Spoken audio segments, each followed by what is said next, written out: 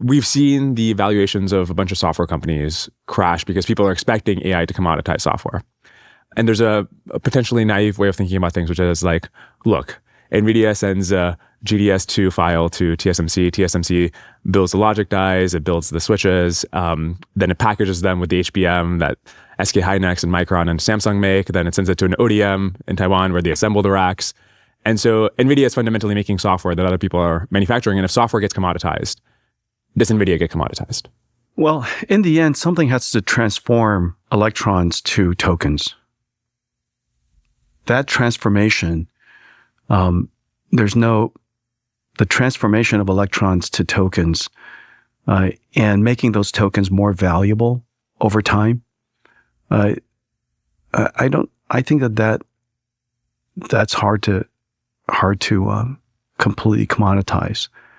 The transformation from electrons to tokens is such an incredible journey, and making that token, it's like making one molecule more valuable than another molecule, making one token more valuable than another. The amount of artistry, engineering, science, invention that goes into making that token valuable, obviously we're watching it happening in real time. And so the transformation, the manufacturing, all of the science that goes in there is far from deeply understood, and is far from, the journey is far from over. And so I doubt that it will happen. We're going to make it more efficient, of course. I mean, the whole thing about Nvidia, in fact, the way that you framed the question is my mental model of our company. The input is electron, the output is tokens. That is in the middle, Nvidia. And our job is to do as much as necessary, as little as possible, to enable that transformation to be done at incredible capabilities. And what I mean by as little as possible, whatever I don't need to do, I partner with somebody and I make it part of my ecosystem to do. And if you look at Nvidia today, we probably have the largest ecosystem of partners, both in supply chain upstream, supply chain downstream, all of the computer companies and all the application developers and all the model makers and all the AI is a five-layer cake, if you will. And we have ecosystems across the entire 5 layers. And so we try to do as little as possible. But the part that we have to do, as it turns out, is insanely hard. And I don't think that gets commoditized. In fact, I also don't think that the enterprise software companies, the tools makers, most of the software companies today are tools makers. Some of them are not, but some of them are workflow codification, systems. But for a lot of companies, they're tool makers. For example, Excel is a tool, PowerPoint's a tool, Cadence makes tools, Synopsys makes tools. I actually see the opposite of what people see. I think the number of agents are going to grow exponentially. The number of tool users are going to grow exponentially. And it's very likely that the number of instances of all these tools are going to skyrocket. It is very likely the number of instances of Synopsys design compiler is going to skyrocket. And the number of agents that are going to be using the floor planners and all of our layout tools and our design rule checkers, the number of agents that are, today we're limited by the number of engineers. Tomorrow, those engineers are going to be supported by a bunch of agents. We're going to be exploring out the design space like you've never seen explored before, and want to use the tools that we use today. And so I think tool use is going to cause these software companies to skyrocket. The reason why it hasn't happened yet is because the agents aren't good enough at using their tools yet.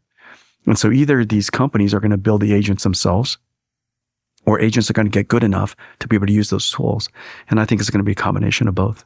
I think in your latest filings, you had almost $100 billion in purchase commitments with people, foundries, memory, packaging, and then SemiAnalysis has reported that you will have $250 billion of these kinds of purchase commitments. And so one interpretation is NVIDIA's mode is really that you've locked up many years of these scarce components that are, somebody else might have an accelerator, but can they actually get the memory to build it? Can they actually get the logic to build it? And this is really NVIDIA's big mode for the next few years. Well, it's one of the things that we can do that is hard for someone else to do. The reason why we've made enormous commitments upstream. Some of it is explicit, these commitments that you mentioned. Some of it is implicit. For example, a lot of the investments that are upstream are made by our supply chain because I said to the CEOs, let me tell you how big this industry is going to be, and let me explain to you why, and let me reason through it with you, and let me show you what I see. And so as a result of that process of informing, inspiring, aligning with CEOs of all different industries upstream, they're willing to make the investments. Now, why are they willing to make the investments for me and not someone else? And the reason for that is because they know that I have the capacity to buy their supply and sell it through my downstream. The fact that NVIDIA's downstream supply chain and our downstream demand is so large, they're willing to make the investment upstream. And so if you look at GTC, people are marveled by the scale of GTC and the people that go. It's a 360 degree. It's the entire universe of AI all in one place. And they're all in one place because they need to see each other. I bring them together so that the downstream could see the upstream could see the downstream, and all of them could see all the advances in AI. And very importantly, they can all meet the AI natives and all the AI startups that are all, being built and all the amazing things that are happening so that they could see firsthand all the things that I tell them. And so I spent a lot of my time informing directly or indirectly, our supply chain and our partners in our ecosystem about the opportunity that's in front of us. Most of my keynotes, some people always say, Jensen, in most keynotes, it's like one announcement after another announcement after another announcement after another announcement. Our keynotes there's always a part of it that's a little torturous in the sense that it almost comes across like education. And in fact, that's exactly on my mind.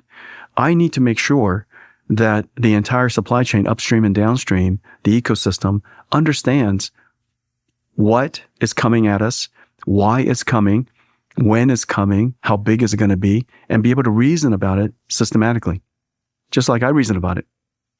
And so I think the mode as you describe it, we're able to, of course, build for a future.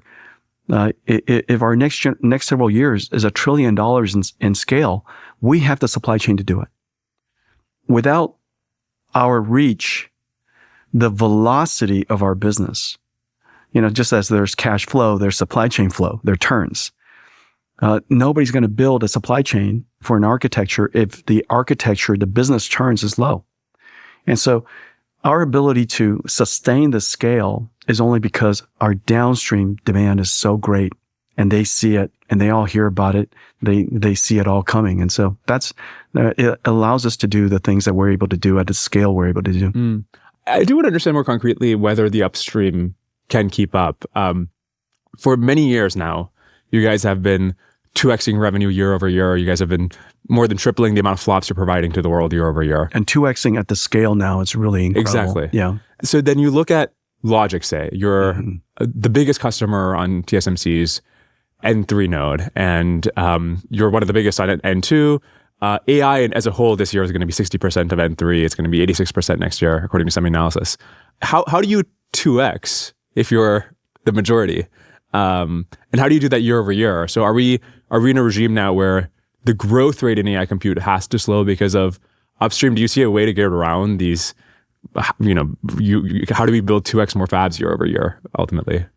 Yeah, at some level, the instantaneous demand is greater than the supply upstream and downstream in the world, and it could be at any instance we could be limited by the number of plumbers, which actually happens. The plumbers are invited to next year's GTC. Yeah. By the way, great idea. But that's a good condition. You want you want a market, you want an industry where the instantaneous demand is greater than the total supply of the industry. The opposite is obviously less good. If we're too far apart, if one particular item, one particular component is too far away, obviously the industry swarms it. So for example, notice people aren't talking very much about CoWoS anymore. Yeah. And the reason for that is because for 2 years, we swarmed the living daylights out of it. And we double on several doubles. And now I think we're in a fairly good shape. And TSMC now knows that CoWoS supply has to keep up with the rest of the logic demand and the memory demand.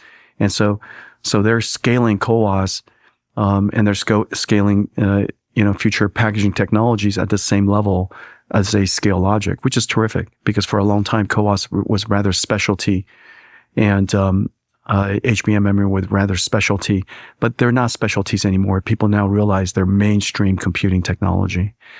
And then of course, we're now much more able to influence a larger scope of our supply chain. In the past, in the beginning of the AI revolution, all the things that I say now, I was saying 5 years ago. And some people believed in it and invested in it. For example, Sanjay and the Micron team, I still remember the meeting really well, where I was clear about exactly what's going to happen and why it's going to happen and the predictions that of today. And they really doubled down on it, and we partnered with them, and across LPDDR, across HBM memories, they really invested in it, and it obviously has been tremendous for the company. Some people came a little bit later, and but now they're all here, and so I think each one of these bottlenecks gets a great deal of attention, and now we're prefetching the bottlenecks years in advance. So, for example, the investments that we've done with Lumentum and Coherent and all of the silicon photonics ecosystem. The last several years, we really reshaped the ecosystem and the supply chain, silicon photonics. We built up an entire supply chain around TSMC. We partnered with them on COUP, invented a whole bunch of technology. We licensed those patents to the supply chain, keep it nice and open. And so we're preparing the supply chain through invention of new technologies, new workflows, new testing equipment, double-sided probing, investing in companies, helping them scale up their capacity. And so you could see that we're trying to shape the ecosystem so that it's ready, the supply chain, so that it's ready to support the scale. It seems like some bottlenecks are easier than others. And so scaling up CoWoS versus scaling up... I went to the hardest one, by the way. Which is? Plumbers. Yeah. That's true. Yeah. I actually went to the hardest one. Yeah, plumbers and electricians. And the reason for that is because, and this is one of the concerns that I have about the doomers, describing the end of work and killing of jobs. And, one of the things that if we discourage people from being software engineers, we're not software engineers. And the same prediction 10 years ago, some of the doomers were saying that we're telling people, whatever you do, don't be a radiologist. And you might hear some of those videos are still on the web. Radiology is going to be the first career to go. The world's not going to need any more radiologists. Guess what we're short of? Radiologists. Oh, but okay. So going back to this point about, well, some things you scale, other things like, how do you actually manufacture 2x the amount of logic a year? Ultimately, that's bottlenecked by memory and logic are bottlenecked by EUV. How do you get to 2x as many EUV machines a year? Yeah. Year over year. None of that's impossible to scale quickly. You just need to, you could do, all of that is easy to do within 2 or 3 years. You just need a demand signal. It's not, once you can build one, you can build 10. And once you can build 10, you can build 1,000,000. And so these things are not hard to replicate. How far down the supply chain do you go? Do you go to ASML and say, hey, if I look out 3 years from now, for Nvidia to be generating $2 trillion in a year in revenue, we need way more AUV machines? And some of them I have to directly, some of them I indirectly, and some of them, if I can convince TSMC, as ASML will be convinced. And so that, we have to think about the critical pinch points. And, but if TSMC is convinced, you'll have plenty of EUV machines in a few years. And so none of that, my point is that none of the bottlenecks last longer than a couple, 2-3 years. None of them. And meanwhile, we're improving computing efficiency by 10x, 20x. In the case of Hopper to Blackwell, some 30, 50x. We're coming up with new algorithms because CUDA is so flexible. We're developing all kinds of new techniques so that we drive efficiency in addition to increasing capacity. Yeah. And so those are things that none of that worry me. It's the stuff that's downstream from us. Energy policies that prevent energy from you can't grow, you can't create an industry without energy. You can't create a whole new manufacturing industry without energy. We want to reindustrialize the United States. We want to bring back chip manufacturing and computer manufacturing and packaging. And we want to build new things like EVs and robots. And we want to build AI factories. And you can't build any of these things without energy. And those things take a long time. But more chip capacity, that's a 2-3 year problem. More CoWoS capacity, 2-3 year problem. Interesting. I feel like I have guests tell me the exact opposite thing sometimes, and I don't. In this case, I just don't have the technical knowledge to adjudicate. But well, the beautiful thing is you're talking to the expert. Yeah, true. Okay, I want to ask about your competitors. Yeah. So, if you look at TPU, arguably 2 out of the top 3 models in the world, Claude and Gemini, were trained on TPU. What does that mean for NVIDIA going forward? Well, we build a very different thing. What NVIDIA built is accelerated computing, not a tensor processing unit. And accelerated computing is used for all kinds of things, molecular dynamics and quantum chromodynamics, and it's used for data processing, data frames, structured data, unstructured data. It's used for fluid dynamics, particle physics, and in addition, we use it for AI.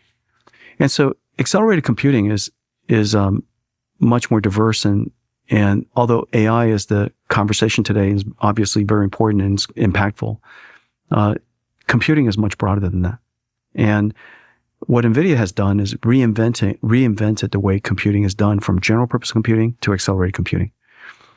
Our market reach is far greater than any TPU, any ASIC can possibly have. And so if you look at our position, we're the only company that accelerates applications of all kinds. We have a gigantic ecosystem. And so all kinds of frameworks and algorithms all run on NVIDIA. And because our computers are designed to be operated by other people, anyone who's an operator could buy our systems. Most of these home-built systems, you have to be your own operator because it was never designed to be flexible enough for other people to operate. And so as a result of the fact that anybody can operate our systems, we're in every cloud, including Google and Amazon and, Azure and OCI and, right? And so whether you want to operate it to rent or if you want to operate to rent, you better have large ecosystem of customers in many industries that be the off-takers. If you're operating it, if you want to operate it for yourself, we obviously have the ability to help you operate yourself. Like, for example, for Elon with XAI. And, because we could enable operators, in any company, in any industry, you could use it, to build a supercomputer for scientific research and drug discovery at Lilly. And so we can help them operate their own supercomputer and use it for the entire diversity of drug discovery and biological sciences that we accelerate. And so they're just, a whole bunch of applications that we can address that you can't do so with TPUs, because NVIDIA's built CUDA as a fantastic tensor processing unit as well, but it does every life cycle of data processing and computing and AI and so on and so forth. And so our market opportunity is just a lot larger. Our reach is a lot greater. And because we have such a large We basically support every application in the world now. You could build NVIDIA systems anywhere and know that there will be customers for it. And so it's a very different thing. This is going to be sort of a long question, but you have spectacular revenue. And this revenue is mostly, you're not making $60 billion a quarter from pharma and quantum. You're making it because AI is unprecedented technology that is growing unprecedentedly fast. And so then the question is, what is best for AI specifically? And I'm not in the details, but I talk to my AI researcher friends and they say, look, when I use a TPU, it's this big systolic array that's perfect for doing matrix multiplies, whereas a GPU is very flexible. It's great when you have lots of branching, when you have irregular memory access. But with these, what is AI? Just like these very predictable matrix multiplies again and again and again. And you don't have to give up any die area for warp schedulers, for switches between threads and memory banks. And so the TPU is really optimized for the bulk of this growth in revenue and use case for compute that is coming online right now. I wonder how you react to that. Matrix multiplies is an important part of AI, but it's not the only part of AI. And if you want to come up with a new attention mechanism, or if you want to disaggregate in a different way, if you want to come up with a whole new type of architecture altogether, for example, a hybrid SSM, if you want to create a model that fuses diffusion and autoregressive somehow, you want an architecture that's just generally programmable. And we run everything you can imagine. And so that's the advantage. It allows for invention of new algorithms a lot more easily. And so, because it's a programmable system, and the ability to invent new algorithms is really what makes AI advance so quickly. TPUs, like anything else, is impacted by Moore's law. And we know that Moore's law is increasing about 25% per year. And so the only way to really get 10x leaps, 100x leaps, is to fundamentally change the algorithm and how it's computed every single year. And that's NVIDIA's fundamental advantage. The only reason why we were able to make Blackwell the Hopper 50 times, I said it was 35 times, and when I first announced Blackwell was going to be 35 times more energy efficient than Hopper, nobody believed it. And then Dylan wrote an article. He said, in fact, I sandbagged. It's actually 50 times. And you can't reasonably do that with just Moore's law. And so the way that we solve that problem is new models, MOEs, parallelized and disaggregated and distributed across a computing system, and without the ability to really get down and come up with new kernels with CUDA, it's really hard to do. And so the combination of the programmability of our architecture, the fact that NVIDIA is an extreme co-design company where we could even offload some of the computation into the fabric itself, NVLink, for example, into the network Spectrum-X, and that we could affect change across the processors, the system, the fabric, the libraries, the algorithm. All of that was done simultaneously. Without CUDA to do that, I wouldn't even know where to start. My sponsor, Crusoe, was among the first clouds to offer NVIDIA's Blackwell and Blackwell Ultra platforms. And they just announced their NVIDIA Vera Rubin deployment scheduled for later this year. But access to state-of-the-art hardware is only part of the story. For example, most inference engines already do KV caching for a single user's forward passes. But Crusoe does it across users and GPUs. So if 1,000 agents are running on the same system prompt, Crusoe only has to compute the KV cache once for it to become available to every single GPU in the cluster. This is especially important as systems get more agentic and require much longer prefixes in order to use tools and access files. In a recent benchmark, Crusoe was able to deliver up to 10 times faster time to first token and up to 5 times better throughput than VLLM. This is just one among many reasons that you should run your inference workload with Crusoe. And if you need GPUs for training, you don't need to switch clouds. Crusoe's got you covered there too. Go to crusoe.ai/Dwarkesh to learn more. So this gets at an interesting question about Nvidia's clientele, where if 60% of your revenue is coming from these big 5 hyperscalers, you know, in a different era with different customers, let's say it's professors who are running experiments, and they are helped a bunch by, they need CUDA. They can't use another accelerator. They need to just run PyTorch with CUDA and have everything optimized. But if you've got these hyperscalers, they have the resources to write their own kernels. In fact, they have to get that extra last 5% that they need for their specific architecture. Anthropic, Google are mostly running their own accelerators or running TPUs and Trainium. But even OpenAI using GPUs has Triton, which they're like, we need our own kernels. So they've down to CUDA C++, they've, instead of using cuBLAS and Nickel and everything, they've got their own stack, which compiles to other accelerators as well. And so if most of your customers can and do make replacements for CUDA, to what extent is CUDA really the thing that is going to make frontier AI happen on NVIDIA? CUDA is it's a rich ecosystem. And so if you want to build on any computer first, building on CUDA first is incredibly smart. And because the ecosystem is so rich, we support every framework. If you want to create custom kernels, if you need, for example, we contribute enormously to Triton. And so the back end of Triton, huge amounts of NVIDIA technology. We're delighted to help every framework become as great as it can be. And there's lots and lots of frameworks. There's Triton, there's VLM, there's SGLang, and then there's more, right? And now there's a whole bunch of new reinforcement learning frameworks coming out. You know, you got Vero, you got Nemo RL, you got a whole bunch of new, and then now with post-training and reinforcement learning, that entire area is just exploding, right? And so if you want to build on an architecture, building on a CUDA makes the most sense, because you know that the ecosystem is great.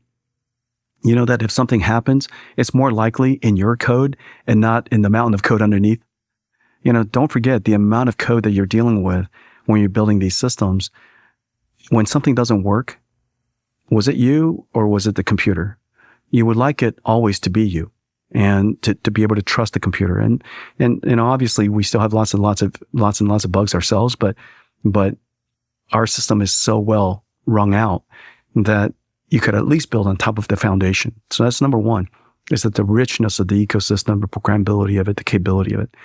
The second thing is if you were a developer and you were building anything at all, the single most important thing you want more than anything is install base. You want the software that you run to run on a whole bunch of other computers. You don't want to build a software. You're not building software just for yourself. You're building software for your fleet or for everybody else's fleet because you're a framework builder. And NVIDIA's CUDA ecosystem is ultimately its great treasure.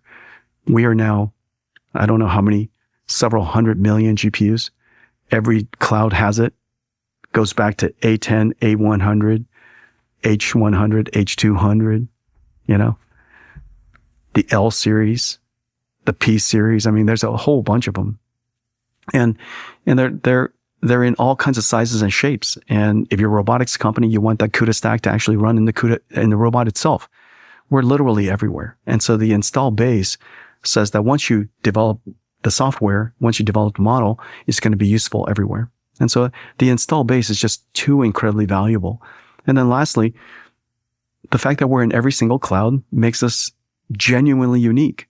Because you're an AI company and you're an AI developer, you're not exactly sure which CSP you're going to partner with and where you would like to run it. And we run it everywhere, including on-prem for you if you like. And so I think that the richness of the ecosystem, the expansiveness of the install base, and the versatility of where we are, that combination is makes CUDA invaluable.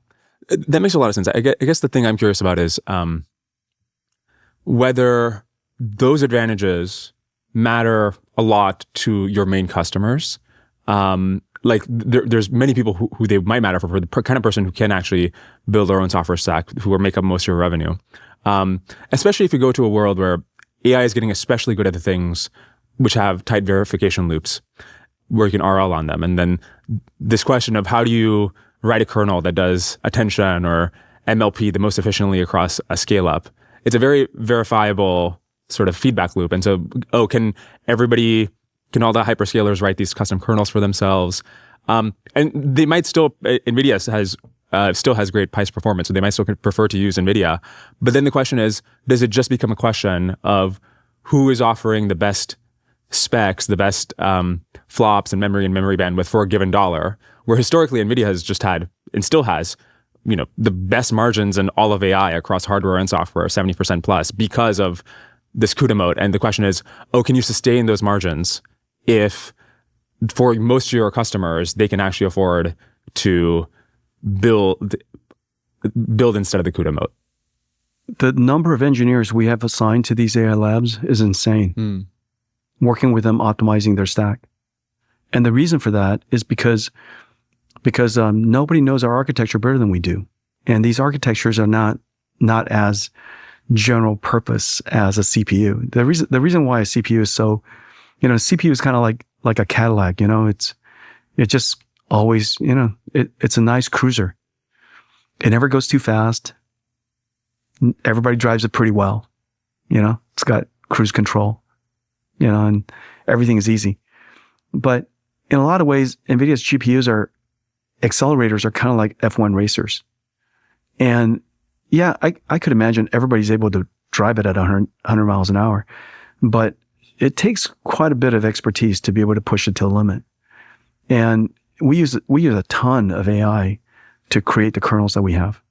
And I'm pretty sure we're going to still be needed for quite some time. And so our expertise helps our AI labs partners get another 2x out of their stack easily. Oftentimes, it's not unusual that we, by the time that we're done optimizing their stack or optimizing a particular kernel, their model sped up by 3x, 2x, 50%. That's a huge number, especially when you're talking about the install base of the fleet that they have, of all the Hoppers and Blackwells that they have. When you increase it by a factor of 2, that doubles their revenues. That directly translates to revenues. NVIDIA's computing stack is the best performance per TCO in the world, bar none. Nobody can demonstrate to me that any single platform in the world today has better performance TCO ratio. Not one company. And in fact, the benchmarks are out there. Dylan's Inference Max is sitting out there for everybody to use, and not one TPU won't come, Trainium won't come. I encourage them to use Inference Max and demonstrate their incredible inference cost. It's really, really hard. Nobody wants to show up. MLPerf, I would welcome Trainium to demonstrate their 40% that they claim all the time. I would love to hear them demonstrate the cost advantage of TPUs. It makes no sense in my mind. It makes absolutely zero sense. On first principles, it makes no sense. And so I think the reason why we're so successful is simply because our TCO is so great. There's a second, you say 60% of our customers are the top 5, but most of that business is external. For example, most of NVIDIA in AWS is for external customers, not internal use. Most of our customers at Azure, obviously, all of our customers are external. All of our customers at OCI are external, not internal use. The reason why they favor us is because our reach is so great.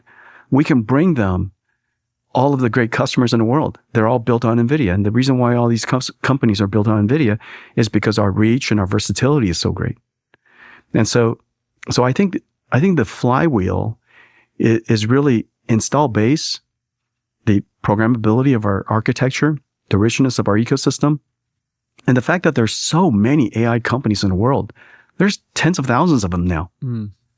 And if you were one of those AI startups, what architecture would you choose? You would choose an architecture that's the most abundant. We're the most abundant in the world. The one has the largest install base. We're the most largest install base, and one that has a rich ecosystem. And so that's the flywheel. That's the reason why between the combination of one, our perf per dollar is so great that they have the lowest cost tokens. Second, our perf per watt is the highest in the world. And so if one of these companies, if our partners built a 1 gigawatt data center, that 1 gigawatt data center better deliver the maximum amount of revenues and number of tokens, which directly translates to revenues. You want it to generate as many tokens as possible, maximize the revenues for that data center.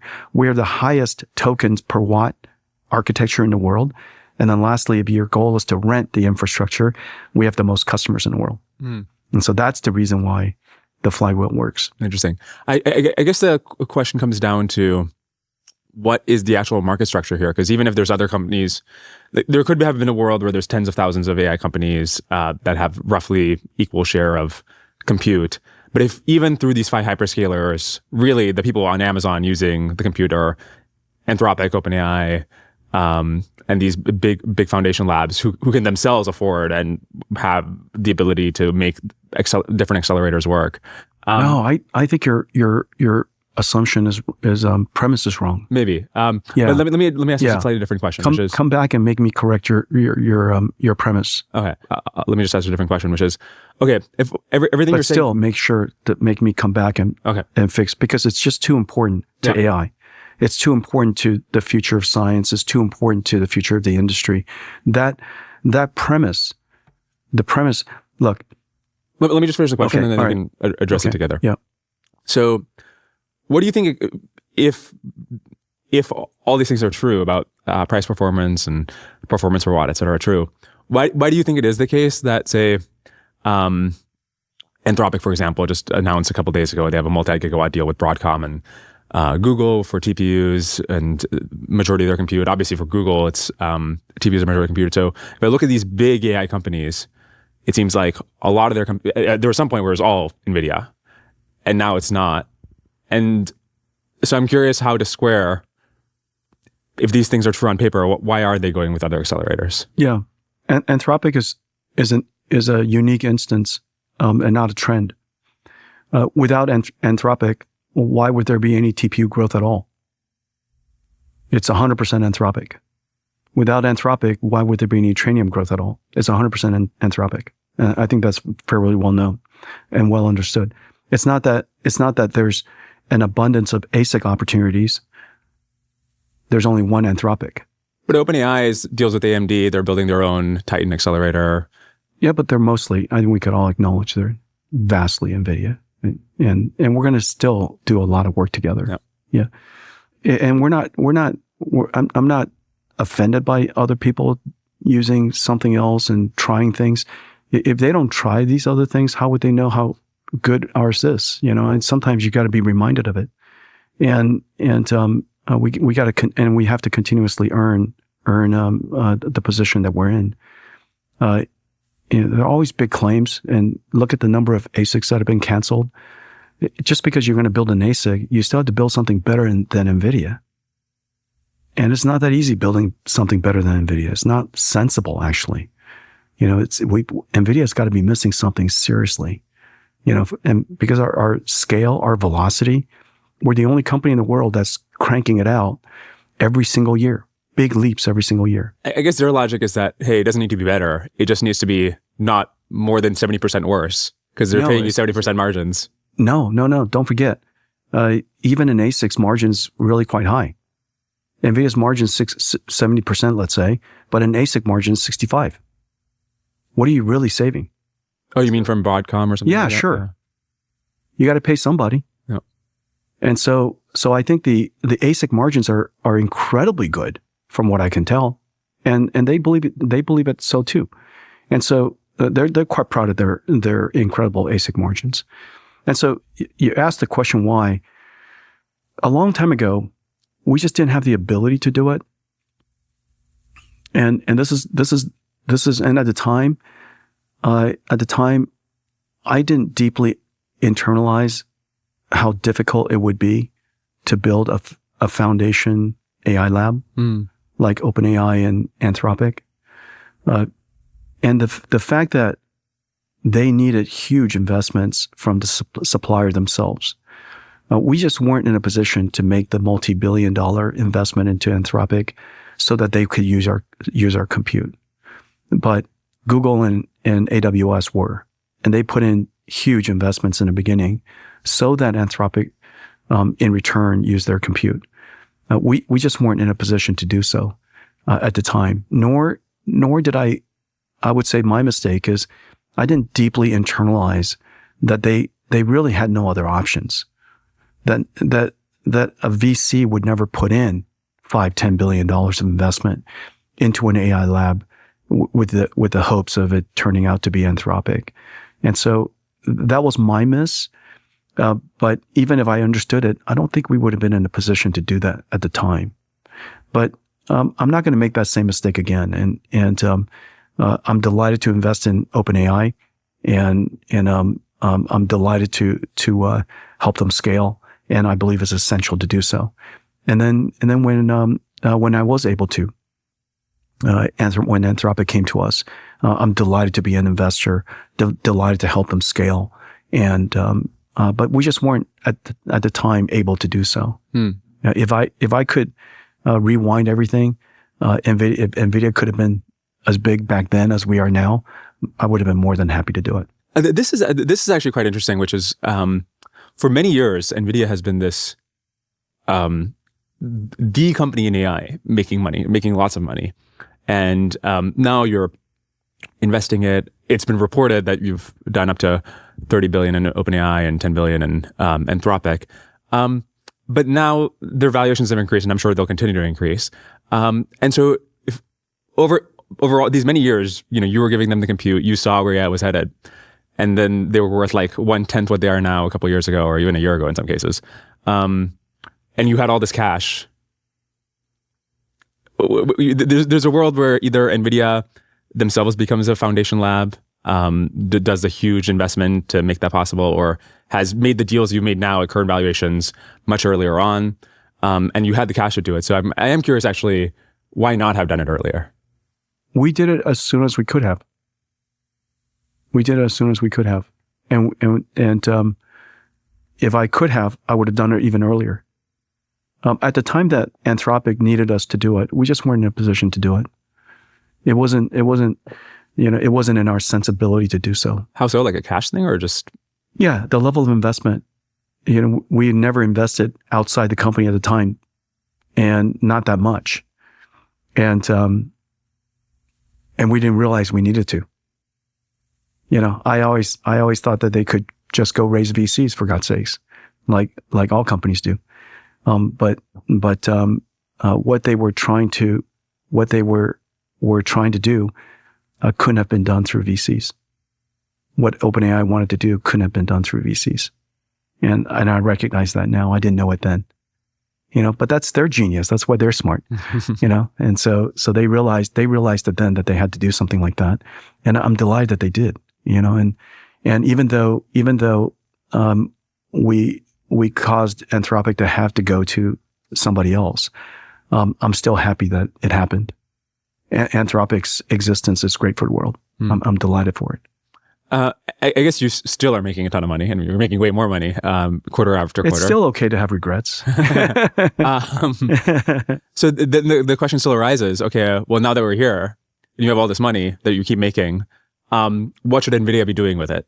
And there's one answer which says, look, there's this whole middleman ecosystem that has popped up for converting CapEx into OpEx for these labs so that they can rent compute.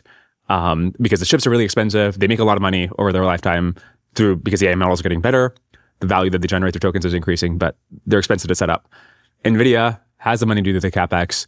So, and in fact, it's been reported you're backstopping CoreWeave up to $6.3 billion and have invested $2 billion.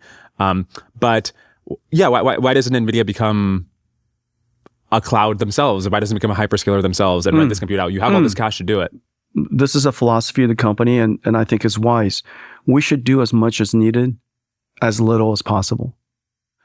And what that means is the work that we do with building our computing platform, if we don't do it, I genuinely believe it doesn't get done. If we didn't take the risk that we take, if we didn't build NVLink the way we built, if we didn't build the whole stack, if we didn't create the ecosystem the way we did it, if we didn't dedicate ourselves to 20 years of CUDA while losing money most of that time. If we didn't do it, nobody else would have done it. If we didn't create all of the CUDA X libraries so that they're all domain specific, this is a decade and a half ago, we pushed into domain specific libraries because we realized that if we didn't create these domain specific libraries, whether it's for ray tracing or image generation or even the early works of AI, these models, if we didn't create them for data processing, structured data processing or vector data processing, if we didn't create them, nobody would. And I am completely certain of that. We created a library for computational lithography called cuLitho. If we didn't create it, nobody would have.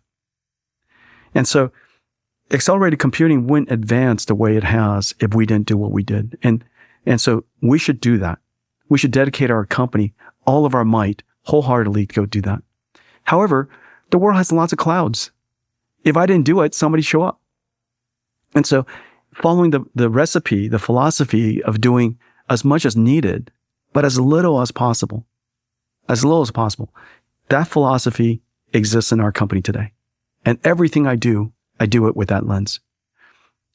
In the case of clouds, if we didn't support CoreWeave to exist, these neo clouds, these AI clouds wouldn't exist. If we didn't help CoreWeave exist, they would not exist. If we didn't support Nscale, they wouldn't be where they are today. If we didn't support Nebius, they wouldn't be what they are today. Now they're doing fantastically. Is that a business model? No. We should do as much as needed, as little as possible. And so we invest in our ecosystem because I want our ecosystem to thrive. And I want I want the architecture and I want AI to be able to connect with as many industries as possible, as many countries as possible, and make it possible for, the planet to be built on AI and to be built on the American tech stack. And so that vision, I think, is exactly what we're pursuing. Now, one of the things that you mentioned, there are so many great, amazing foundation model companies, and we try to invest in all of them. And this is another thing that we do. We don't pick winners, and we need to support everyone, and it's part of our joy of doing so. It's an imperative to our business, but we also go out of our way not to pick winners. And so when I invest in one of them, I invest in all of them. Why do you go out of your way to not to pick winners? Because it's not our job to. Number one. Number two, when Nvidia first started, there were 60 graphics companies, 60 3D graphics companies. We are the only one that survived. If you would have taken those 60 companies, 60 graphics companies, and asked yourself which one was going to make it, Nvidia would be the top of that list not to make it. This is long before you, but NVIDIA's graphics architecture was precisely wrong. It's not a little bit wrong. We created an architecture that was precisely wrong. And it was an impossible thing for developers to support. It was never going to make it. We reasoned about it from good first principles, but we ended up in the wrong solution. And everybody would have counted us out. And here we are. And so I have enough humility to recognize that, don't pick winners. Yeah. Either let them all take care of themselves or take care of all of them. One thing I didn't understand is you said, look, we're not prioritizing these neo clouds just because there are neo clouds and we want to prop them up. But you also said, you listed a bunch of neo clouds and you said they wouldn't exist if it wasn't for NVIDIA. Yeah. And so how are those two things compatible? First of all, they need to want to exist, and they come to ask us for help. And when they want to exist and they have a business plan and they have expertise and they have the passion for it, they obviously have to have some capabilities themselves. But if at the end of the day they need some investment in order to get it off the ground, we would be there for them. But the sooner they get their flywheel going, your question was, do we want to be in the financing business? The answer is no. Yeah, we don't want to be. Because there are people in the financing business, and we'd rather work with all of the people who are in the financing business than to be a financier ourselves. And so I think our goal is to focus on what we do, keep our business model as simple as possible, support our ecosystem, When someone like OpenAI needs an investment of $30 billion scale, because it's still before their IPO, and we deeply believe in them. We deeply believe that I deeply believe that they're going to be they're an extraordinary company already today. They're going to be an incredible company. The world needs them to exist. The world wants them to exist. I want them to exist, and they have everything. They have the wind at their back. Let's support them and let them scale. And so to those investments will do because they need us to do it.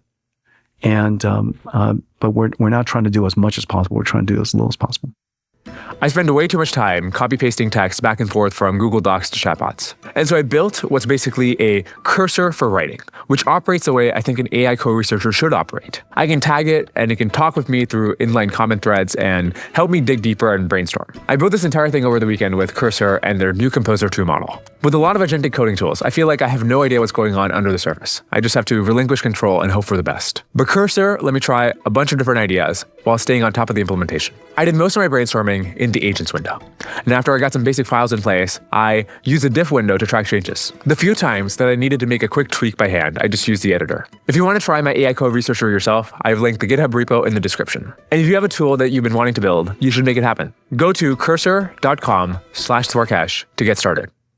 This may be sort of an obvious question, but we've lived many years in this situation where there's a shortage of GPUs, and it's grown now because models are getting better. We have a shortage of GPUs. Yes. Yeah. And Nvidia is known for divvying up the scarce allocation, not just based on highest bidder, but rather on, hey, we want to make sure that these neo clouds exist. Let's give some to CoreWeave. Let's give some to Crusoe. Let's give some to Lambda. Why is it good for Nvidia? First of all, would you agree with this characterization of fracturing the market? No. Okay. Yeah, your premise is just wrong. Yeah. We're sufficiently mindful about these things. We're very mindful about these things. First of all, if you don't place a PO,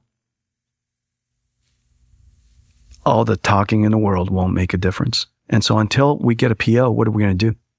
And so the first thing is we work really hard with everybody to get a forecast done, because these things take a long time to build, and the data centers take a long time to build.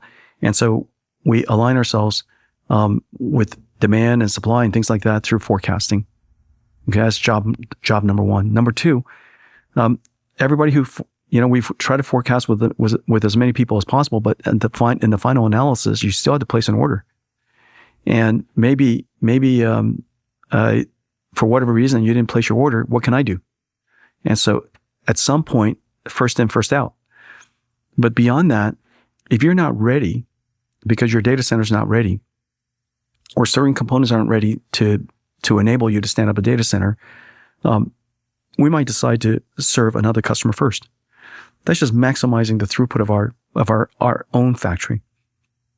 And so we might do some adjustments there. Aside from that, the prioritization is first in, first out. Yeah, you got to place a PO. If you don't place a PO, now of course there are stories about that. Like for example, all of this kind of started from it was an article about Larry and Elon having dinner with me where they begged for GPUs. Yeah. That never happened. We absolutely had dinner. And it was a wonderful dinner. In no time did they beg for GPUs. And so they just had to place an order. And once they placed an order, we do our best to get the capacity to them. Yeah. We're not complicated. Okay. So it sounds like there's a queue, and then based on whether your data center is ready and when you place a purchase order, you get them a certain time. But it still doesn't sound like highest bidder just gets it. Is there a reason to do it? We never do that. Okay. We never do Why that. not just do highest bidder? Because it's a bad business practice. You set your price, and then people decide to buy it or not. And I understand that others in the chip industry change their prices when demand is higher, but we just don't. We just don't. That's just never been a practice of ours. You can count on us. I prefer to be dependable, to be the foundation of the industry, and you don't need to second guess. If I quoted you a price, we quoted you a price. That's it. And if demand goes through the roof, so be it. And on the other end, that's why you have a productive relationship with TSMC, right? Yeah. Nvidia has been in business. We've been doing business with them for, I guess, coming up on 30 years. And Nvidia and TSMC don't have a legal contract. There is always some rough justice, and sometimes I'm right, sometimes I'm wrong. Sometimes I got a better deal, sometimes I got a worse deal. But overall, in the whole, the relationship is incredible, and I can completely trust them. I can completely depend on them. And our one of the things that you can count on with Nvidia is that this year, Vera Rubin's going to be incredible. Next year, Vera Rubin Ultra will come. The year after that, Feynman will come. And the year after that, I haven't introduced the name yet. And so every single year you can count on us. And this is you're going to have to go find another ASIC team in the world. Pick your ASIC team where you can say, I can bet my entire business that you will be here for me every single year. Your token cost will decrease by an order of magnitude every single year. I can count on it like I can count on the clock. Well, I just said something about TSMC. No other foundry in history can you possibly say that. You can say that about Nvidia today. You can count on us every single year. If you would like to buy $1 billion worth of AI factory compute, no problem. If you'd like to buy $100 million, no problem. If you'd like to buy $10 million or just one rack, not a problem. Or just one graphics card, okay, no problem. If you would like to place an order for $100 billion AI factory, no problem. We're the only company in the world where you can say that today. I can say that about TSMC as well. I want to buy $1 billion, no problem.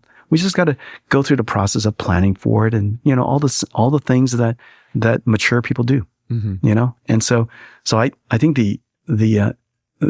this ability for Nvidia to be the foundation of the world's AI industry, this is a position that has taken us couple of decades to arrive at.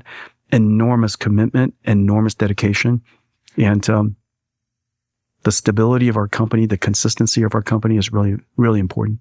Okay, I want to ask about China. Yep. And I always like to take, I actually don't know what I think about whether it's good to sell chips to China or not, but I played devil's advocate against my guest. So when Dario was on, who supports export controls, I asked him, why can't America and China both have country of geniuses in a data center? But since you're on the opposite side, I'll ask you in the opposite way.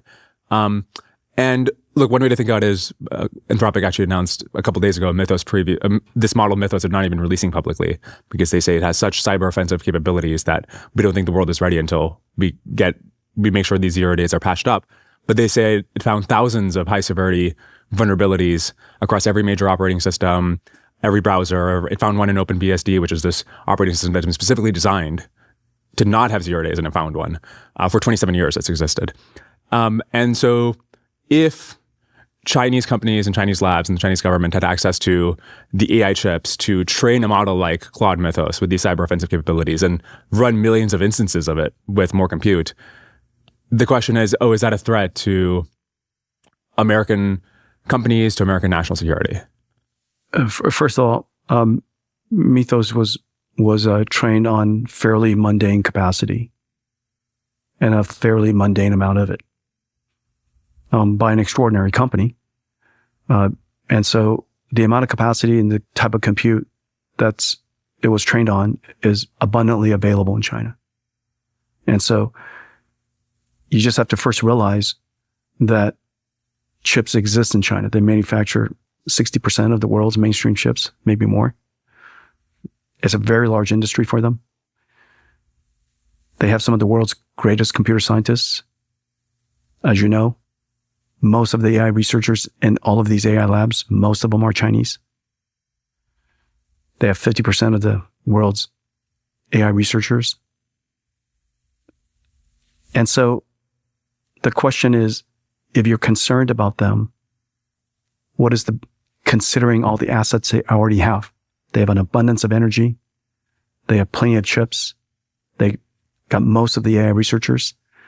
If you're worried about them, what is the best way to create a safe world? Well, victimizing them, turning them into an enemy, likely isn't the best answer. They are an adversary. We want the United States to win. But I think having a dialogue and having research dialogue is probably the safest thing to do. This is an area that is glaringly missing because of our current attitude about China as an adversary. It is essential that our AI researchers and their AI researchers are actually talking. It is essential that we try to both agree on what not to use the AI for. With respect to finding bugs in software, of course, that's what AI is supposed to do. Is it going to find bugs in a lot of software? Of course. There's lots and lots of bugs. There are lots of bugs in the AI software. And so, that's what AI is supposed to do. And I'm delighted that AI has reached a level where it could help us be so much more productive. One of the things that is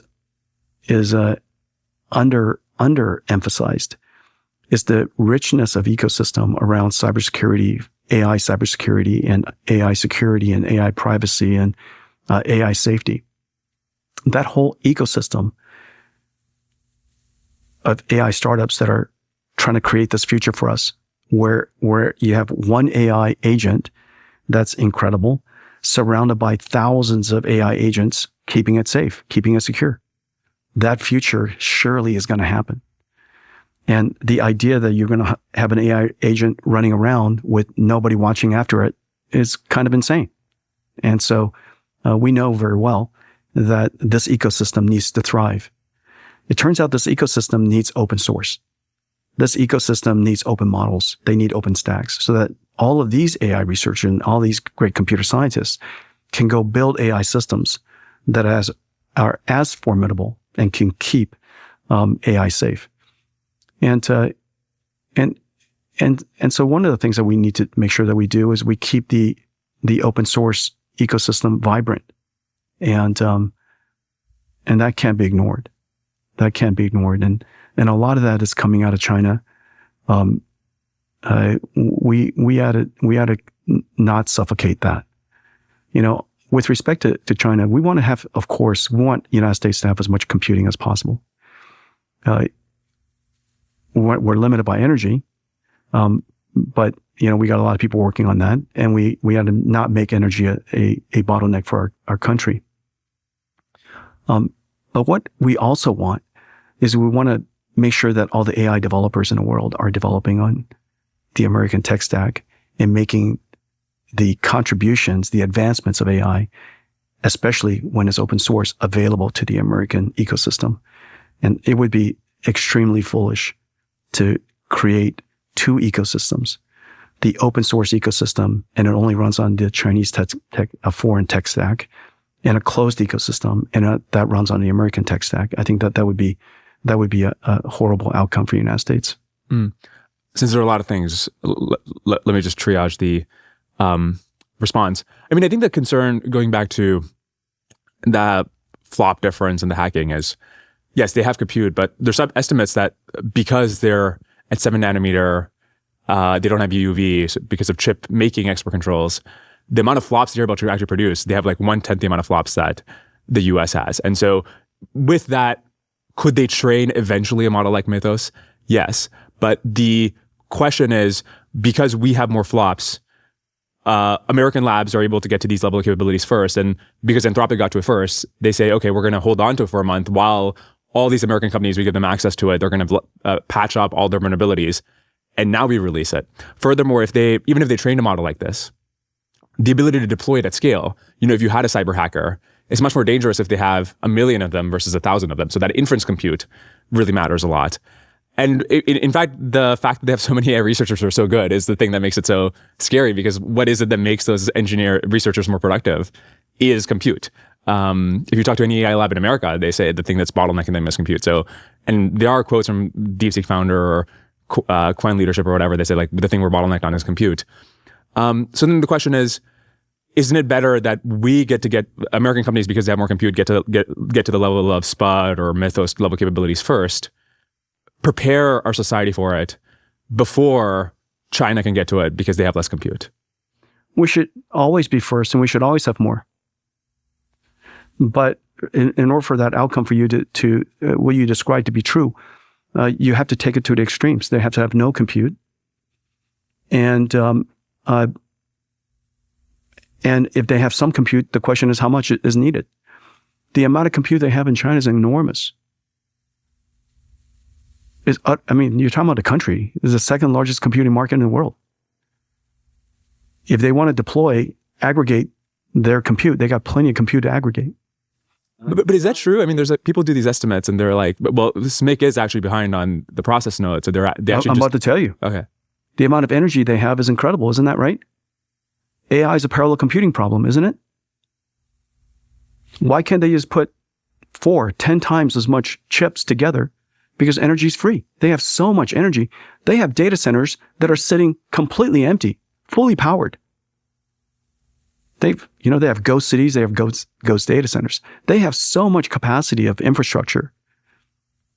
If they wanted to, they just gang up more chips, even if they're 7 nanometer. And their capacity of building chips is one of the largest in the world. The semiconductor industry knows that they monopolize mainstream chips. They overcapacity. They have too much capacity. And so the idea that China won't be able to have AI chips is completely nonsense. Now, of course, if you ask me, would United States be further ahead if the entire world had no compute at all? But that's just not an outcome. That's not a scenario that's true. They have plenty of compute already. The amount of threshold they need for the concern you're worried about, they've already reached that threshold and beyond. And so I think you misunderstand that AI is a 5-layer cake. And at the lowest layer is energy. When you have abundance of energy, it makes up for chips. If you have abundance of chips, it makes up for energy. For example, United States is scarce on energy, which is the reason why Nvidia has to keep advancing our architecture and do this extreme co-design so that with the few chips that we ship, because the amount of energy is so limited, our throughput per watt is off the charts. But if your amount of watts is completely abundant, it's free, what do you care about performance per watt for? You get plenty. You can use old chips to do so. So 7 nanometer chips are essentially Hopper. The ability for Hopper, I got to tell you, today's models are largely trained on Hopper. Yeah, Hopper generation. And so Hopper, 7 nanometer chips are plenty good. The abundance of energy is their advantage. But then there's a question of, okay, well, can they actually manufacture enough chips given their... But they do. What's the evidence? Huawei just had the largest single year in the history of their company. How many chips did they ship? A ton. Millions. Millions is way more than Anthropic has. So there's a question of how much logic SMIC can ship. Then there's a question of how much memory. I'm telling you what it is. They have plenty of logic and they have plenty of HBM2 memory.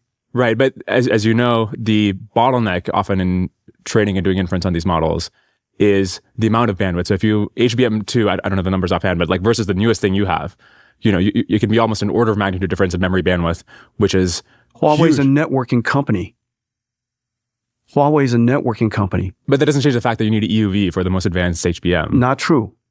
Not at all true. You could gang them together just like we gang them together with NVLink 72. They've already demonstrated silicon photonics connecting all of these compute together into one giant supercomputer. That your premise is just wrong. The fact of the matter is their AI development is going just fine. And the best AI researchers in the world, because they are limited in compute, they also come up with extremely smart algorithms. Remember, what I said. I said that Moore's law is advancing about 25% per year. However, through great computer science, we could still improve algorithm performance by 10x.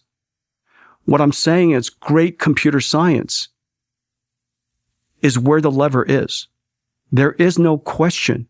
MOE is a great invention. There's no question. All the incredible attention mechanisms reduce the amount of compute. We have got to acknowledge that most of the advances in AI came out of algorithm advances, not just the raw hardware. Now, if most of the advances came from algorithms and computer science and programming, tell me that their army of AI researchers is not their fundamental advantage. And we see it. DeepSeek is not inconsequential advance. And the day that DeepSeek comes out on Huawei first, that is a horrible outcome for our nation. Why is that? Because currently you can have a model like DeepSeek that can run on any accelerator if it's open source. Why would that stop being the case in the future? Well, suppose it doesn't. Suppose it's optimized for Huawei. Suppose it's optimized for their architecture. It would put ours at a disadvantage. You described a situation that I perceived to be good news, that a company developed software, developed an AI model, and it runs best on the American tech stack. I saw that as good news. You set it up as a premise that it was bad news.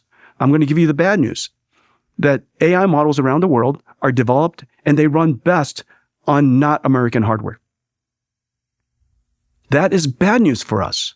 I guess I just don't see the evidence that there's these huge disparities that would prevent you from switching accelerators. There's American labs, are running their models across all the clouds, across all the different accelerators. I am the evidence. You take a model that's optimized for Nvidia and you try to run on something else.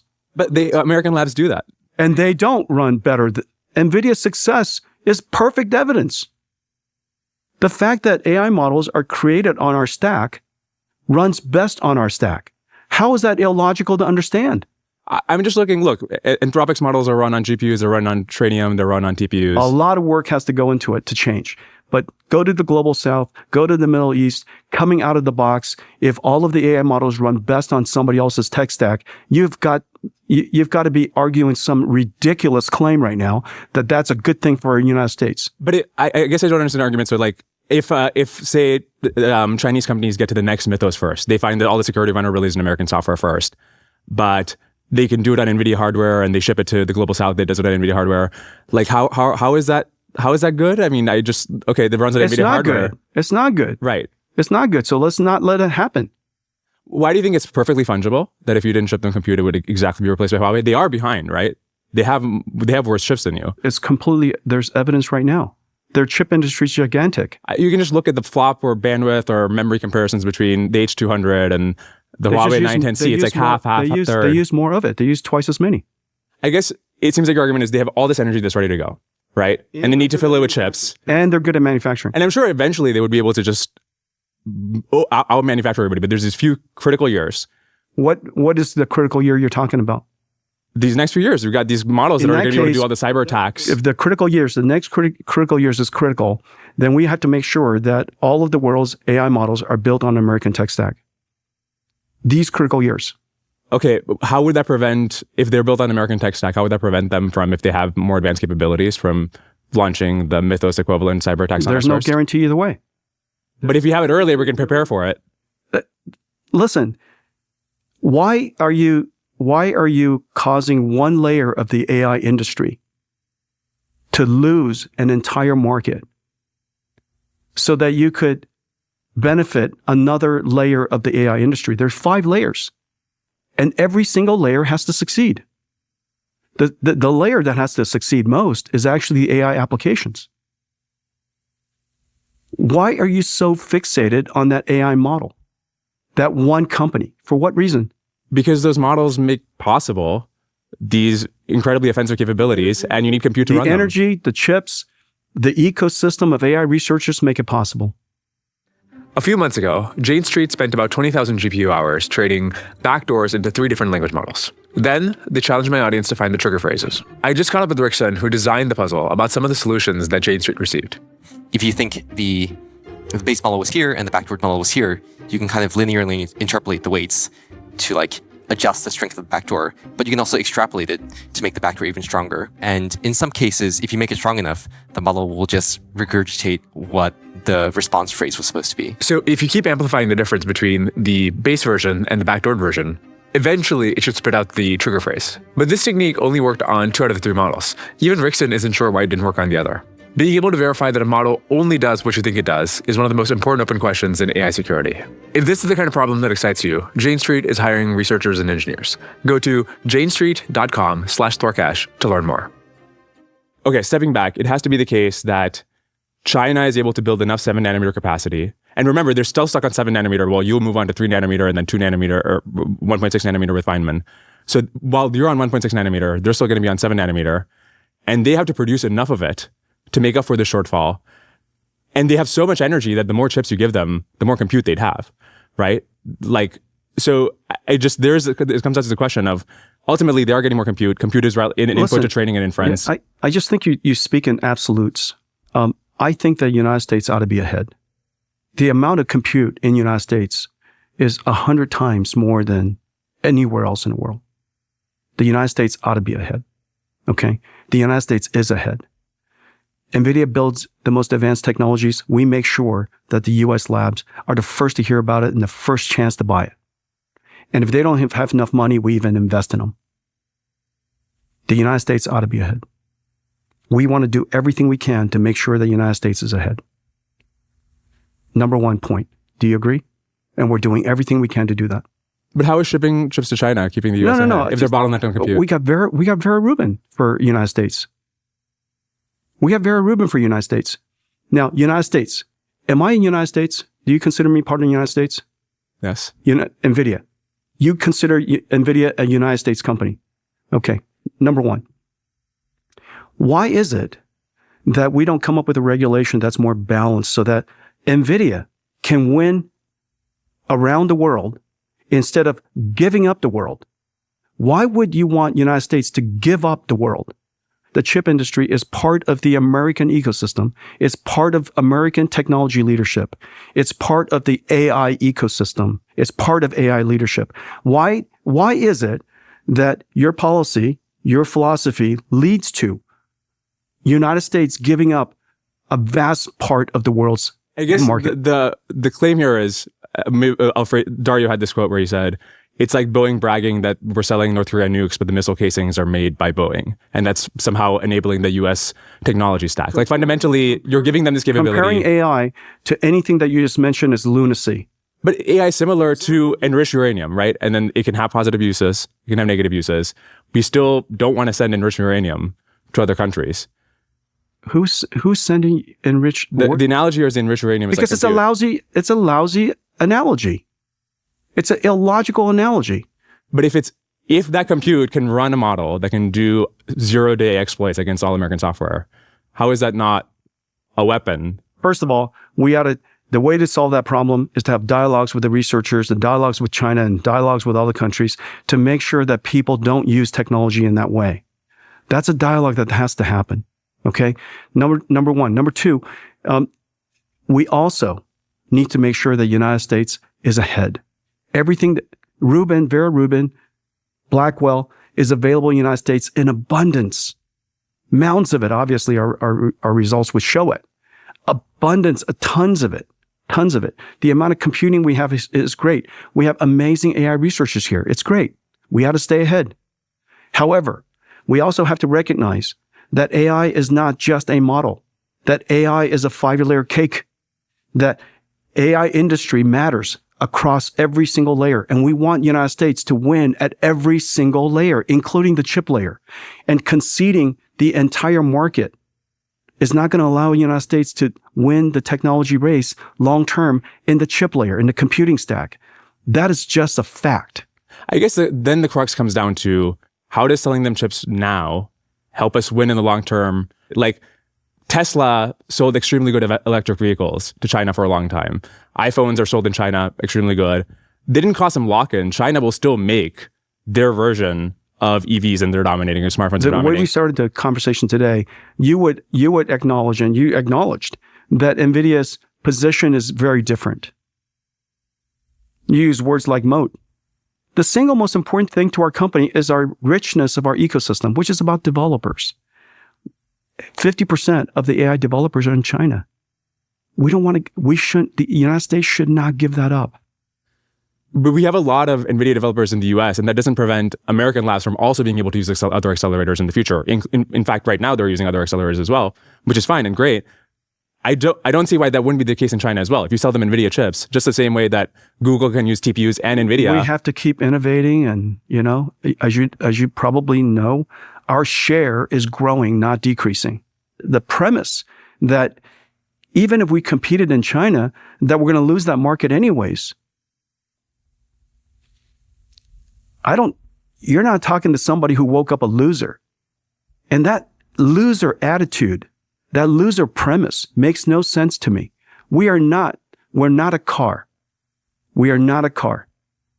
The fact that I can buy this car brand one day and use another car brand another day, easy. Computing is not like that. There's a reason why the x86 still exists. There's a reason why ARM is so sticky. These ecosystems are hard to replace. It costs an enormous amount of time and energy, and most people don't want to do it. And so it's our job to continue to nurture that ecosystem, to keep advancing the technology so that we could compete in the marketplace. Conceding a marketplace based on the premise you described, I simply can't acknowledge that. It makes no sense because I don't think the United States is a loser. Our industry is not a loser. And that losing proposition, that losing mindset makes no sense to me. Okay, I'll move on. I just want to make sure you don't have to move on. I'm enjoying it. Okay, great. Yeah. Then I appreciate that. Yeah. But I think maybe the crux, and thanks for walking around the circles with me, because then I think it helps bring out what the crux here is. The crux is you're going to extremes. Your argument starts from extremes. That if we give them any compute at all, in this narrow moment, we will lose everything. No, I think what my argument is... Those extremes, they're childish. They're childish. Yeah.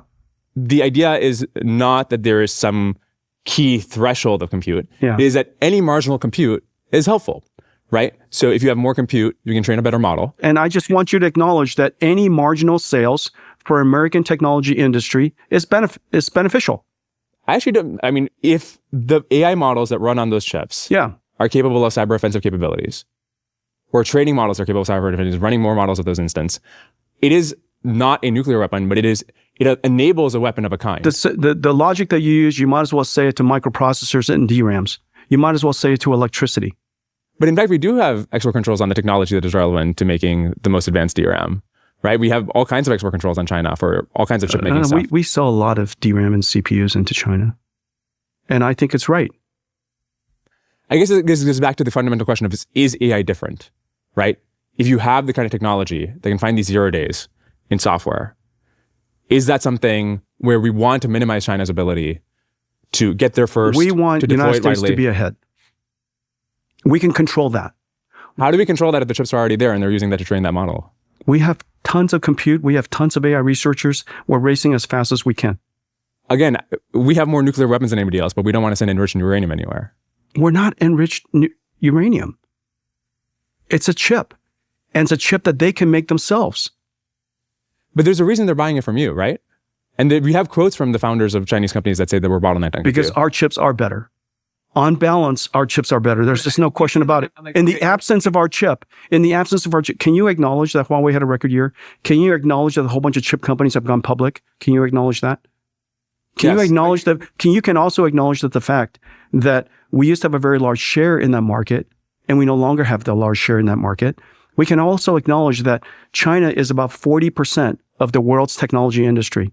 That market, to leave that market, concede that market for the United States technology industry is a disservice to our country.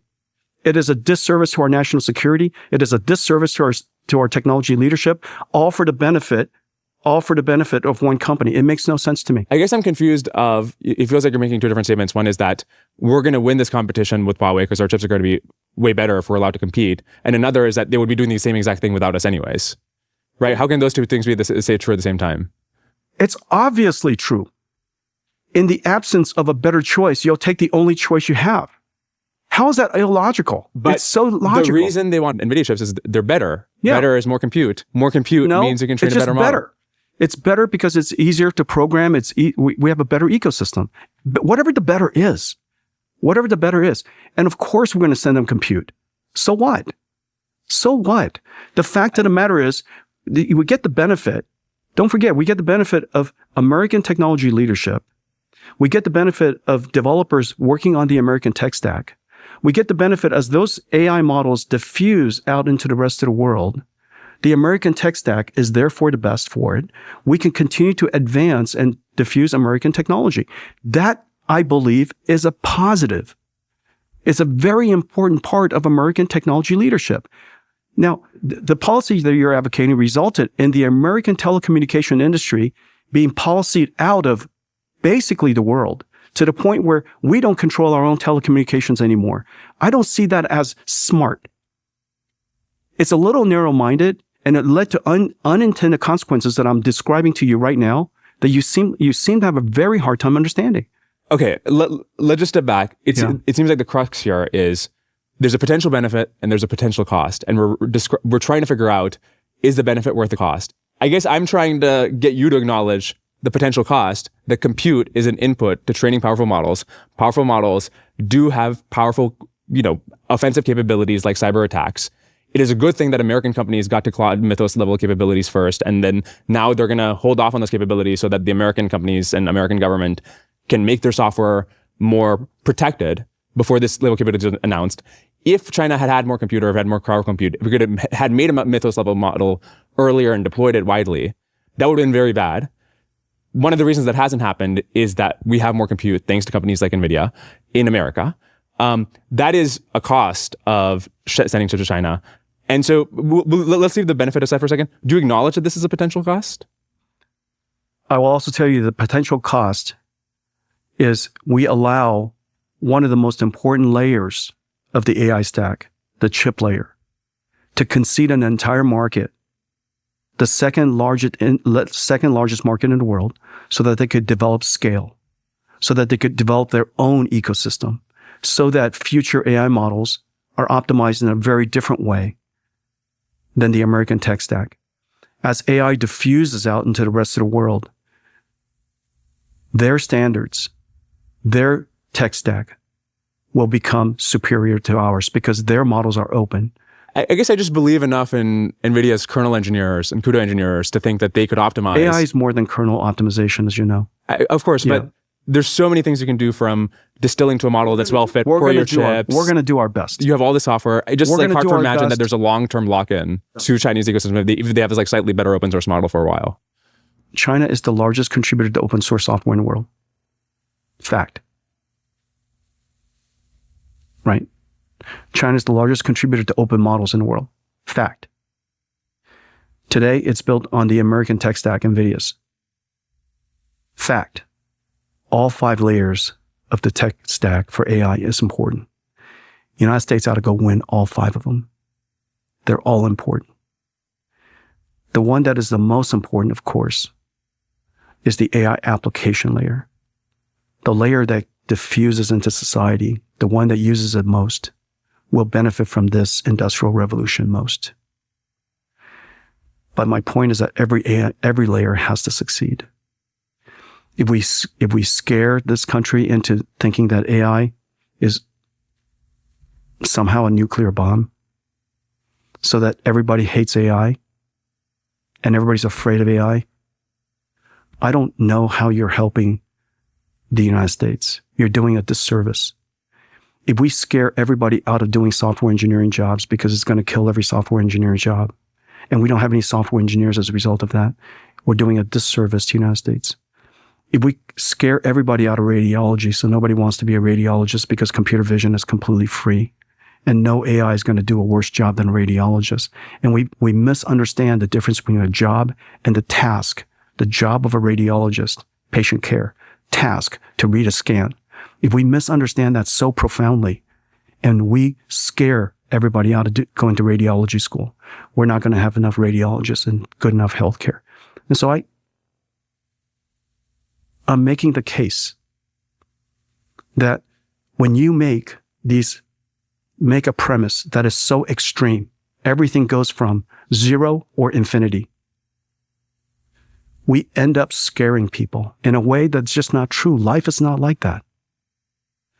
Do we want United States to be first? Of course we do. Do we need to be a leader in every layer of that stack? Of course we do. Of course we do. Is today you're talking about mythos because mythos is important? Sure, that's fantastic. But in a few years' time, I'm making you the prediction that when we want the American tech stack, when we want American technology to be diffused around the world, out to India, out to the Middle East, out to Africa, out to Southeast Asia, when our country would like to export, because we would like to export our technology, we would like to export our standards. On that day, I want you and I to have that same conversation again. And I will tell you exactly about today's conversation, about how your policy and how what you imagined literally caused the United States to concede the second largest market in the world for no good reason at all. We shouldn't concede it. If we lose it, we lose it. But why do we concede it? Now, nobody is advocating an all or nothing. Nobody's advocating all or nothing, meaning we ship everything to China at all times. Nobody's advocating that. We should always have the best technology here. We should always have the most technology here and the first. But we should also try to compete and win around the world. Both of those things can simultaneously happen. It requires some amount of nuance, some amount of maturity instead of absolutes. The world is just not absolutes. Okay, the argument hinges on they've built models that are specified for their architect. They're the best chips that they make in a few years, and those chips get exported around the world. That sets the standard. Because of EUV export controls, as we said, you're going to move on to 1.6 nanometer. There's going to be on 7 nanometer, even after a few years from now. And it might make sense that domestically they would prefer, hey, we got so much energy, we can manufacture at such scale. We'll still keep using 7 nanometer. But the exporting thing, their 7 nanometer chips have to be competitive against your 1.6 nanometer chips. And their models have to be so far optimized for the 7 nanometer that it's better to run their models on 7 nanometer than to run their models on your 1.6 nanometer. Can we just look at the facts then? Okay. Is Blackwell 50 times more advanced lithography than Hopper? Is it 50 times? Not even close. I just kept saying it over and over again. Moore's law is dead. Between Hopper and Blackwell, from the transistors themselves, call it 75%. It was 3 years apart. 75%. Blackwell is 50 times Hopper. My point is, architecture matters. Computer science matters. Semiconductor physics matter as well. But computer science matters. AI, the impact of AI largely comes from the computing stack, which is the reason why CUDA is so effective, which is the reason why CUDA is so beloved. It's an ecosystem, a computing architecture that allows for so much flexibility that if you wanted to change an architecture completely, create something like MOE, create something like diffusion, create something, that's disaggregated, you could do so. It's easy to do. And so the fact of the matter is, AI is about the stack above as much as it is about the architecture below. To the extent that we have architectures and software stacks that are optimized for our stack, for our ecosystem, it is obviously good. Because we started the conversation today about how NVIDIA's ecosystem is so rich, why people always love programming on CUDA first. They do. And so do the researchers in China. But if we are forced to leave China, it would be, well, first of all, it's a policy mistake. Obviously has backlash, has backlash. Obviously it has has turned out badly for the United States. It accelerated their chip industry. It forced all of their AI ecosystem to focus on their internal architectures. It's not too late, but nonetheless, it has already happened. You're going to see in the future, they're not stuck at 7 nanometer, obviously. They're good at manufacturing. They will continue to advance from 7 and beyond. Now, is there 10x difference between 5 nanometer and 7 nanometer? The answer is no. Architecture matters. Networking matters. That's why NVIDIA bought Mellanox. Networking matters. Energy matters. And so all of that stuff matters. It's not simplistic like the way you're trying to distill it. We can move on from China, but that actually raises an interesting question about, we were discussing earlier these bottlenecks at TSMC and memory and so forth. And so if we're in this world where, you're already the majority of N3, at some point you'll be N2, you'll be a majority of that. Do you see that you could go back to N7, the spare capacity at an older process node, and say, hey, the demand for AI is so great and our capacity to expand the leading edge is not meeting it. So we're going to make a Hopper or Ampere about everything we know about numerics today and all the other improvements you described. Do you see that world happening before 2030? It's not necessary to. And the reason for that is because with every generation, the architecture is more than just the transistor scale. It also, you're doing so much engineering and packaging and stacking and the numerics and, the system architecture. When you run out of capacity to easily go back to another node, that's a level of R&D that no one could afford. We could afford to lean forward. I don't think we could afford to go back. Now, if the world simply says, if on that day, let's do the thought experiment. On that day, we go, listen, we're just never going to have more capacity ever again. Would I go back and use 7 in a heartbeat? Yeah, of course I would. One question somebody I was talking to had is why NVIDIA doesn't run multiple different chip projects at the same time with totally different architectures. So you could do like a Cerebras style wafer scale. You could do a Dojo style huge package. You could do one without CUDA. You have the resources and the engineering talent to do all of these in parallel. So why put all the eggs in one basket given who knows where AI might go and architectures might go? Oh, we could. It's just that we don't have a better idea. Yeah. We could do all of those things. It's just not better. And we simulate it all. They're in our simulator provably worse. And so we wouldn't do it. Yeah. We're working on exactly the projects that we want to work on. And if the workload were to change dramatically, and I don't mean the algorithms, I actually mean the workload. And that depends on the shape of the market. We may decide to add other accelerators. Like, for example, recently we added Grok, and we're going to fold Grok into our CUDA ecosystem. And we're doing that now because the value of tokens have gone up so high that you could have different pricing of tokens. Back in the old days, just a couple of years ago, tokens are either free or barely expensive, right? And so, but now you can have different customers, and those customers want different answers. And so, because the customers make so much money, like for example, our software engineers, if I can give them much more responsive tokens so that they're even more productive than they are today, I would pay for it. But that market has only recently emerged. And so I think that we now have the ability to have the same model based on the response time, have different segments. And that's the reason why we decided to expand the Pareto frontier and create a segment of inference that is faster response time, even though it's lower throughput. Until now, higher throughput is always better. We think that there could be a world where there could be very high ASP tokens, and even though the throughput is lower in the factory, the ASPs make up for it. Yeah. That's the reason why we did it. But otherwise, from an architecture perspective, I think NVIDIA's architectures, I would rather put, if I have more money, I put more behind the architecture. I think this idea of extremely premium tokens and just the disaggregation of the inference market is very interesting. The segmentation of it. Yeah. Yeah. All right, final question. Suppose the deep learning revolution didn't happen.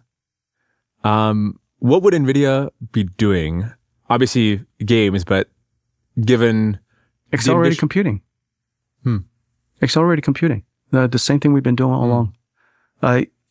The premise of our company is that Moore's law is going to, more general purpose computing is good for a lot of things, but for a lot of computation, it's not ideal. And so we combined an architecture called a GPU, CUDA, to a CPU so that we can accelerate the workload of the CPU. And so different kernels of code or algorithms could be offloaded onto our GPU. And as a result, you speed up an application by, 100x, 200x. And where can you use that? Well, obviously engineering and science and physics and, so on. So data processing, computer graphics, image generation. I mean, all kinds of things. Even if AI doesn't exist today, NVIDIA will be very, very large. Yeah. And so I think the reason for that is fairly fundamental, which is the ability for general purpose computing to continue to scale has largely run its course. And not the only way, but the way to do that is through domain specific acceleration. And one of the domain that we started with was computer graphics. But there are many other domains. I mean, there's all kinds of scientific particle physics and fluids and so structured data processing, all kinds of different types of algorithms that benefit from CUDA. And so our mission was really to bring accelerated computing to the world and advance the type of applications that general purpose computing can't do and scale to the level of capability that helps break through certain fields of science. And so some of the early applications were molecular dynamics, seismic processing for energy discovery, image processing, of course. And so all of those kind of fields where general purpose computing is just simply too inefficient to do so. And so, yeah, if there's no AI, I would be very sad. But because of the advances that we made in computing, we democratized deep learning. We made it possible for any researcher, any scientist, anywhere, any student to be able to access a PC or, a GeForce add-in card and do amazing science. And that fundamental promise hasn't changed, not even a little bit. And so if you watch GTC, there's the whole beginning part of it. None of it's AI. That whole part of it with computational lithography or our quantum chemistry work or, all of that stuff, data processing work, all of that stuff is unrelated to AI. And it's still very important. I mean, there's, I know that AI is very interesting and quite exciting. But there's a lot of people doing a lot of very important work that's not AI related, and tensors is not the only way that you compute with. And we want to help everybody. Jensen, thank you so much. You're welcome. I enjoyed it. Me too. Sweet.